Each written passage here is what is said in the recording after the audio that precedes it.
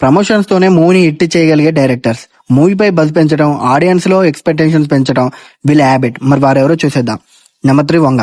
వంగమామ movie అంటేనే ఒక different sector. ఒకప్పుడు తను ఇంటర్వ్యూ ఇస్తేనే కాంట్రవర్సీ అయ్యి అదే పెద్ద ప్రమోషన్ అయ్యేది. కానీ ఇప్పుడు తన మూవీ పోస్టర్ నుంచి ట్రైలర్ వరకు అంతా అయిపోయి రిలీజ్ కి ముందు డైలీ ఒక అప్డేట్స్ ఇస్తూ ఫ్యాన్స్ లో ఎక్స్పెక్టేషన్స్ పెంచేస్తున్నాడు. నెంబర్ 2 రాజమౌళి.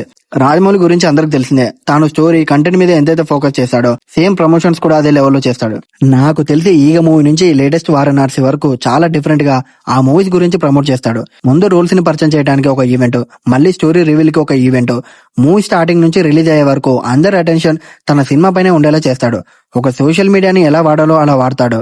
బాహుబలి ని నార్త్ ఆడియన్స్ కి పరిచయం చేసి మరి మూవీస్ ని హిట్ చేశాడు. అండ్ నెక్స్ట్ మన అల్లు రావుపుడి. ప్రెసెంట్ ఇప్పుడు మూవీ ప్రమోషన్ విషయానికి వస్తే రాజమౌళి కూడా దాటేశాడు అనిల్. దేన్ని వదిలిపెట్టాడు. అది చిన్న పెద్ద అని అస్సలు చూడడు. అన్నిటిని వాడేస్తాడు. మూవీ సంవత్సరం ముందు నుంచే ప్రమోషన్స్ ని మొదలు పెడతాడు.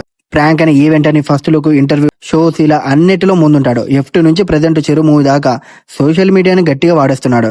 ఇప్పుడు అనిల్ నుంచి ఒక మూవీ వస్తుందంటే అది మినిమం గ్యారంటీ అని ఫిక్స్ అవుతున్నారు.